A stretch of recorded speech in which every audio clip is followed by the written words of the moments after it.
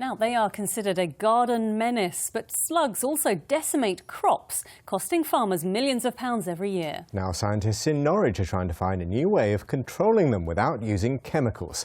And they need help to capture the slimy pests for use in their trial, as Natalie Gray reports. Hannah Darby planted 60 hectares of winter wheat just 2 weeks ago.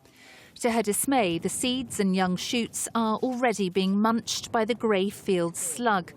Slugs can be absolutely detrimental to our business. At the time that we plant a wheat crop, for example, if the slugs come and they eat it, we don't have a crop.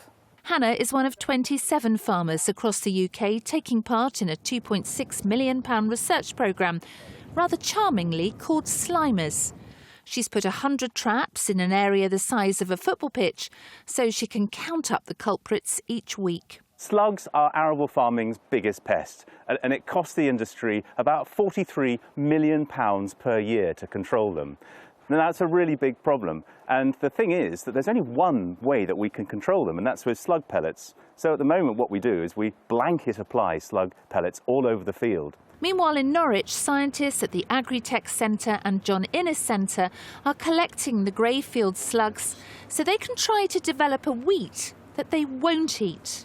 In the past, they used to be controlled with pellets of metaldehyde.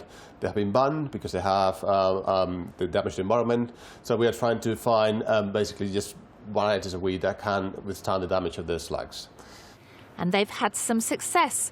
Simon Griffiths, who's a geneticist, says they've discovered the slugs don't like an ancient wheat from Central Asia. This is a process called crossing, so we're taking the old types of wheat, which were grown around the world for thousands of years and collected in the early 20th century, and we're crossing them with modern wheat.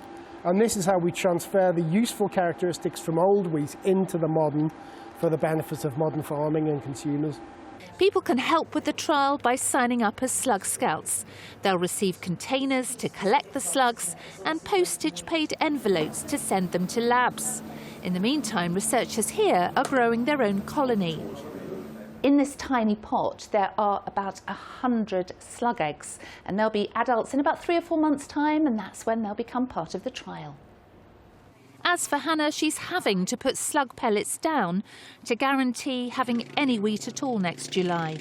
Until there's an environmental and effective alternative, she says she has no other choice. Natalie Gray, ITV News. Oh, if you're eating your dinner, I do apologise, but if you'd like to be a slug scout and get a slug kit, then you can find out more. Get this address, slimers.co.uk. That's slimers.co.uk. You should come to my garden, I've got thousands of them.